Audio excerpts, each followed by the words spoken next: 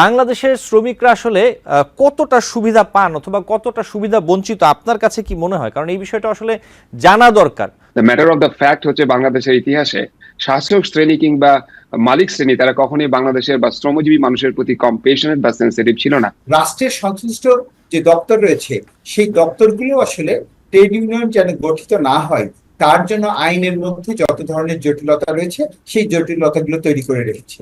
Trade union করা যেখানে শ্রমিকের স্বাধীন অধিকার, সেখানে ট্রেড ইউনিয়নের যে তথ্য সেই তথ্যগুলো এই শ্রম যে দপ্তর যারা নিবন্ধনের দায়িত্বে রয়েছেন তারা চিঠি দিয়ে মালিকদের কাছে জানতে চান যে এই বিষয়ে আপনারা তথ্য দেন। যদি আমরা একটু দেখি যে বৈশ্বিক যে শ্রমবাজার, সেখানে যদি আমরা একটু তুলনামূলক আলোচনা করি, স্পেশালি আপনি যদি একটু বলেন যে ইউএস এর শ্রমবাজারের ব্যাপারটা এবং বাংলাদেশের যে বিষয়গুলো বলছিলেন আহসান হাবিব বুলবুল, এই বিষয়গুলো এই ক্ষেত্রে আপনার কি মনে হয়? আমরা তো দেখি যে ইউএসএতেও বিভিন্ন ট্রেড ইউনিয়ন অথবা শ্রমিকরা বিভিন্ন সময় তারা আন্দোলন করেন, বিক্ষোভ করেন, সেখানেও করেন, তাদেরও চাওয়া পাওয়া আছে। কিন্তু বাংলাদেশের শ্রমিকরা আসলে কতটা সুবিধা পান অথবা কতটা সুবিধা বঞ্চিত আপনার কাছে কি মনে হয়? কারণ এই বিষয়টা আসলে জানা দরকার, দর্শকদেরও যেমন জানা দরকার এবং পরবর্তীতে যারা শ্রমিক অথবা অন্যান্য যারা আছেন তাদেরও জানা দরকার। কারণ তাহলে হয়তো তাদের চাওয়া পাওয়ার জায়গাটা তারা একটু বুঝতে সুবিধা হবে এবং তারা আরো বেশি চাওয়ার জায়গাটা তাদের তৈরি হতে পারে। একটু বলবেন অ্যাডভোকেট আব্দুর রশিদ। ধন্যবাদ এই প্রশ্নের জন্য আপনাকে। আসলে হচ্ছে কি, আমরা যখন মানুষ হিসেবে মানুষের প্রতি সেন্সিটিভ এন্ড কম্পেশনেট হই তাহলে কিন্তু প্রবলেম গুলো সলভ করা কিন্তু ইজি হয়ে যায়। কিন্তু the matter of the fact হচ্ছে বাংলাদেশের ইতিহাসে শাসক শ্রেণী কিংবা মালিক শ্রেণী তারা কখনোই বাংলাদেশের বা শ্রমজীবী মানুষের প্রতি কম্পেশনেট বা সেন্সিটিভ ছিল না, যার ফলে তাদের অধিকার নিয়ে এখনো পর্যন্ত আন্দোলন করতে হয়। এখন আমেরিকাতে কিন্তু, যেহেতু আমেরিকা পুঁজিবাদী দেশ, পৃথিবীর সবচেয়ে ধনী রাষ্ট্র এবং এখানে অর্থ, dollar, the financial capital of the world, এখানে যার ফলে শ্রমিকদের সুযোগ সুবিধাগুলো এখানে যখন কোনো কিছু নিয়ে আন্দোলন করা হয় গণতান্ত্রিক ওয়েতে, তখন কিন্তু সেই মানে কথাগুলো বেশিরভাগ ক্ষেত্রে শোনা হয়। এবং এখানে কিন্তু আইন কানুন খুবই স্ট্রং। এবং এখানে শ্রমিকদের, আপনি জানেন যে 1886 থেকে শ্রম অধিকারের জন্য এখানকার শ্রমিকরা আন্দোলন করতে করতে এখন যখন এতদিনে পৌঁছেছে, প্রায় মনে করেন 150 বছরের কাছাকাছি, সেখানে শ্রমিকদের অধিকার তো অবশ্যই এখানে নিশ্চিত রূপে। আপনি আমেরিকাতে দেখবেন না সেইভাবে করে এখানে শ্রমিকদেরকে নিয়ে সেরকম আন্দোলন হচ্ছে কিংবা শ্রমিকদের অধিকার নস্যাৎ করার জন্য মালিক শ্রেণীরা উঠে পড়ে লেগেছে। এগুলো খুব এই দেশের মধ্যে খুব ফ্রেঞ্চ ওয়েতে হয় বা হয় না বললেই চলে। এখন দেখেন, আমরা এখানে ন্যূনতম মজুরি, এখানে যেমন নিউ ইয়র্ক স্টেটের কথা বলি, প্রত্যেকটা স্টেট কিন্তু তাদের ন্যূনতম মজুরি নির্ধারণ করে দেয়। নিউ ইয়র্ক স্টেটে এখন ন্যূনতম মজুরি হচ্ছে ঘন্টায় $15। এর পাশাপাশি মনে করেন যে ওদের 401k থাকে। অর্থাৎ 401k মানে হচ্ছে যখন আপনার ইনকামের কিছু টাকা কিন্তু একটা ফান্ডে বা তহবিলে যায়, সেই তহবিলটা কিন্তু আবার সরকার সেখান থেকে, স্টেট সেখান থেকে আবার প্রোভাইড করে ডবল পরিমাণে।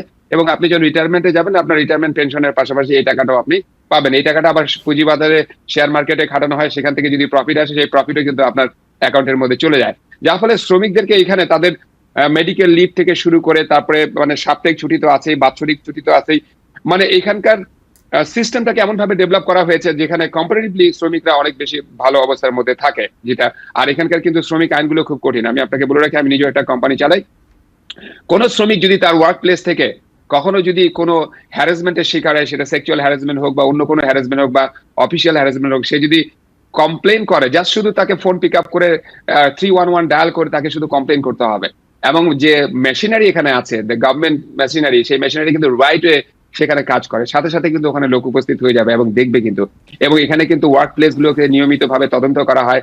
স্টেট এবং সিটি পর্যায়ে লোকে এসে দেখে এখানে মানে পরিবেশ ঠিক আছে কিনা, এনাফ ভেন্টিলেশন সিস্টেম আছে কিনা, enough exit and entrance system আছে কিনা, তারপরে হচ্ছে শ্রমিকদের স্বাস্থ্য সুরক্ষার জন্য আমরা কি কি উদ্যোগ নিয়েছি ইত্যাদি অনেক কিছু, এগুলো কিন্তু মনিটর করা হয়। দ্য ম্যাটার অফ ফ্যাক্ট হচ্ছে বাংলাদেশে কিন্তু এই মনিটারাইজেশন গুলো নাই। যদিও কিছু আইন কানুন বাংলাদেশে করে রাখা হয়েছে, কিন্তু এগুলোকে যে মনিটর করবে এবং সেগুলোকে যে নিয়মিত ভাবে দেখবে এবং ওখানে ওদের based on the ground suggestion এটার উপরে মানে নতুন আইন তৈরি করা হবে কিংবা সেন্ট্রালি উদ্যোগ নেওয়া হবে, এগুলো কিন্তু আমরা বাংলাদেশে খুব হার্ডলি দেখি। যার ফলে বাংলাদেশের শ্রমিকরা হয় কি, আমি যখন ঢাকাতে যাই, 20 বছর ধরে আমি আমেরিকায় আছি, যখন আমি সকালবেলা মিরপুর দিয়ে হাঁটি, তখন দেখি হাজার হাজার এই যে নারীরা কিংবা ইপিজেড অঞ্চলে হাজার হাজার নারীরা যখন যায়, তাদের চেহারার দিকে তাকালে বোঝা যায়, আপনাকে ভিতরে ঢুকে দেখতে হবে না, তাদের চেহারা ফিগারের দিকে দেখলে বোঝা যায় যে তাদের স্বাস্থ্য সেবা ঠিক নাই, তাদেরকে ভালো স্যালারি দেওয়া হচ্ছে না, তাদের শরীর কেমন যেন শীর্ণ জীর্ণ হয়ে গেছে, মনে হচ্ছে এখনো আমরা মানে কি, মানে এগুলো দেখলে খুব কষ্ট লাগে আমাদেরকে।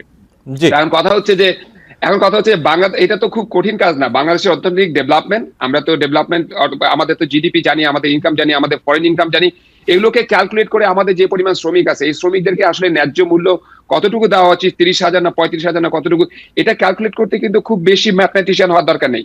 এটা সরকার করতে পারে এবং এগুলো বাস্তবায়ন করতে পারে। স্বল্পমেয়াদী এবং দীর্ঘমেয়াদী প্ল্যান নিয়ে কিন্তু শ্রমিকদের অধিকার রক্ষা করা সম্ভব বাংলাদেশে। জি, অ্যাডভোকেট আব্দুর রশিদ, ধন্যবাদ। ঠিক এই জায়গাতে আসান আমি বুলবুল, আমি আপনার কাছে আসি। ট্রেড ইউনিয়নের কথা বলছিলেন অ্যাডভোকেট আব্দুর রশিদ। বাংলাদেশের শ্রমিকদের ট্রেড ইউনিয়ন গঠনের যে অধিকার, সেটা আসলে বাস্তবে কতটা কার্যকর যদি একটু বলতেন, এবং এই ক্ষেত্রে কি কি বাধা রয়েছে। সাথে আমি আরেকটু জুড়ে দিই আপনাকে, এই ক্ষেত্রে ট্রেড ইউনিয়নের ক্ষেত্রে এই যে কেন ইম্প্যাক্ট হয় না, এই জায়গায় কি আপনি মনে করেন যে এইখানে এই যে রাজনৈতিক প্রভাব নিয়ন্ত্রণের যে বিষয়গুলো থাকে, এই বিষয়গুলো খুব বেশি হ্যাম্পার করে কাজটাকে? জি, ধন্যবাদ আপনাকে একটি গুরুত্বপূর্ণ প্রশ্ন করার জন্য। কারণ বাংলাদেশের যে শিল্প সম্পর্ক, সেই শিল্প সম্পর্কের জন্য যদি একটি ভারসাম্যপূর্ণ শিল্প সম্পর্ক প্রতিষ্ঠা করতে হয়, তাহলে সেক্ষেত্রে ট্রেড ইউনিয়নের যে উন্নয়ন এবং তার যে একটি আদর্শিক চর্চা, সেটি জরুরি। কিন্তু আপনি যে প্রশ্নটি করেছেন সেটা হচ্ছে আমাদের যে রাষ্ট্র মালিক দ্বারা প্রভাবিত রাষ্ট্র ব্যবস্থাপনা, এবং সেই রাষ্ট্র ব্যবস্থাপনার জন্য আমরা শুধুমাত্র মালিকদের দ্বারাই এই ট্রেড ইউনিয়ন গঠন এবং চর্চার জায়গায় বাধাগ্রস্ত হই না। রাষ্ট্রের সংশ্লিষ্ট যে দপ্তর রয়েছে, সেই দপ্তরগুলো আসলে ট্রেড ইউনিয়ন যেন গঠিত না হয় তার জন্য আইনের মধ্যে যত ধরনের জটিলতা রয়েছে, সেই জটিলতাগুলো তৈরি করে রেখেছে। শুধু সেটাই নয়, আইনে যা নেই সেই বিষয়গুলো যখন ট্রেড ইউনিয়ন নিবন্ধনের জন্য আবেদন করা হয়, তারা সেই বিষয়গুলো চান। এবং শুধু সেটাই নয়, ট্রেড ইউনিয়ন করা যেখানে শ্রমিকের স্বাধীন অধিকার, সেখানে ট্রেড ইউনিয়নের যে তথ্য, সেই তথ্যগুলো এই শ্রম যে দপ্তর যারা হচ্ছে নিবন্ধনের দায়িত্বে রয়েছেন, তারা হচ্ছে চিঠি দিয়ে মালিকদের কাছে জানতে চান যে এই বিষয়ে আপনারা তথ্য দেন। তারপর বলেন যে আমরা তো ইউনিয়ন হয়েছে এটা বলি নাই, আমরা শুধু এই তথ্যগুলো চেয়েছি। যে দপ্তরের দায়িত্ব হচ্ছে ইউনিয়ন নিবন্ধন দেওয়ার, সেই দপ্তর যখন কোনো একটি তথ্য চায়, তখন মালিকের নাকি সেটি বুঝতে বাকি থাকে। সেই জায়গায় যদি আমরা আরেকটা দেখি, আমরা আসলে রাষ্ট্রের সরাসরি এই সরকার কিন্তু আমরা বিভিন্ন সংবাদ মাধ্যমে দেখেছি যারা বলছেন যে সরকারি যারা কর্মচারী তারা 3 জনের বেশি সমবেত হওয়া যাবে না। তারা এরকম নাকি আইনের বিধান করতে যাচ্ছেন যে 8 দিনের নোটিশেই একজন সরকারি কর্মচারী তাকে অপসারণ করা যাবে। আবার ঠিক একইভাবে বিপরীত দিকে যে সময় শ্রম সংস্কার কমিশনের হচ্ছে যে কাজ চলছে, সেই সময়ই আমরা দেখলাম যে সরকার নতুন করে আউটসোর্সিং নীতিমালা করেছে। অথচ আমরা জানি যে এই আউটসোর্সিং যে প্রক্রিয়াটি, সেটি আসলে প্রকৃতপক্ষে পূর্বের সরকার তার দলের কিছু মানুষকে এবং আমলাতন্ত্রের যেন তাদেরকে নিরঙ্কুশ সমর্থন দেয়, এই জন্য আমলাতন্ত্রের আত্মীয় স্বজন তাদেরকে পুনর্বাসিত করার সুযোগ দেওয়ার জন্য এক ধরনের মানব যে আদম ব্যবসায়ের যে কোম্পানি, সেই কোম্পানি গঠনের আসলে সুযোগ দিয়েছিল। এই সরকারও কিন্তু সেটিকে অব্যাহত রাখার জন্য নীতিমালা জারি করলো। আবার একইভাবে এখানে হচ্ছে দিনমজুর নিয়োগের জন্য একটি নীতিমালা জারি করেছে। দিনমজুর যাদেরকে দৈনিক মজুরিতে যাদের নিয়োগ করা হচ্ছে, তাদেরকে বলা হচ্ছে 22 দিনের বেশি মজুরি দেওয়া হবে না, অথচ সেটিকে সাময়িক কাজ হিসেবে খাতা কলমে প্রমাণ করার জন্য। কিন্তু ঢাকা মেডিকেল কলেজের একজন আয়া, তার কাজটা কি সাময়িক হতে পারে? একজন আয়া কি তার কাজ 22 দিনের পরে বাকি 8 দিন না করলে ওই প্রতিষ্ঠানটা কি চলবে? অথচ এই আয়া নিয়োগ করা হচ্ছে দৈনিক মজুরিতে, তাদেরকে এই বছরের পর বছর চাকরি করছে, তার প্রতি মাসে তাকে 30 দিনই ডিউটি করতে হয়, অথচ তাকে আগে 25 দিনের মজুরি পেত, এখন তারা 22 দিনের মজুরি পাচ্ছে। তাহলে সরকার যে কথাটি বলছে তারা সকল অনিয়ম দূর করবে, অথচ সেই অনিয়মের পথেই তারা হাঁটছে।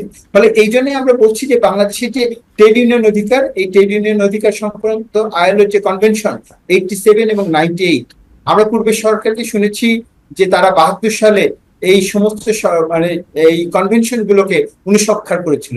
কিন্তু প্রকৃত সত্য এটি যে আসলে এই 28টি কনভেনশন প্রকৃতপক্ষে পাকিস্তান আমলে অনুস্বাক্ষরিত হয়েছে। আসলে বুলবুল, ঠিক এই জায়গায় আমি একটু প্রশ্ন রাখি আপনার কাছে। জি, ঠিক যেই জায়গাটাতে আপনি আছেন, ঠিক এই জায়গায় আমার একটি প্রশ্ন আছে। বাংলাদেশে বর্তমানে যে বিদ্যমান যে শ্রম আইন, এগুলো আসলে আপনি আইএলওর কথা বলছিলেন, আইএলওর মানদণ্ড অনুযায়ী কতটা আপডেট?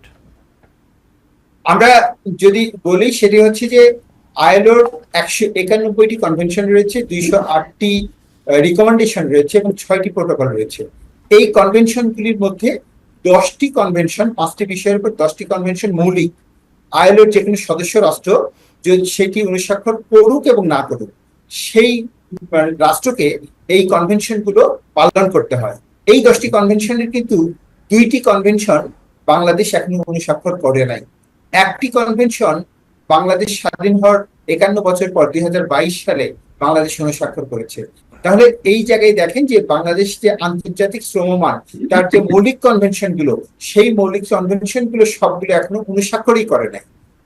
আইএলও কনভেনশন 190 যেটিকে নিয়ে রশিদ ভাই বলছিলেন যে ওয়ার্ক প্লেস হ্যারাসমেন্ট, সেই হ্যারাসমেন্টকে কেন্দ্র করে যে কনভেনশন, সেই কনভেনশনে এখন পর্যন্ত বাংলাদেশ অনুস্বাক্ষর করতে পারেনি। নিউ ইয়র্ক থেকে সম্প্রচারিত TVN 24 টেলিভিশন বিশ্বজুড়ে বাঙালির কণ্ঠস্বর।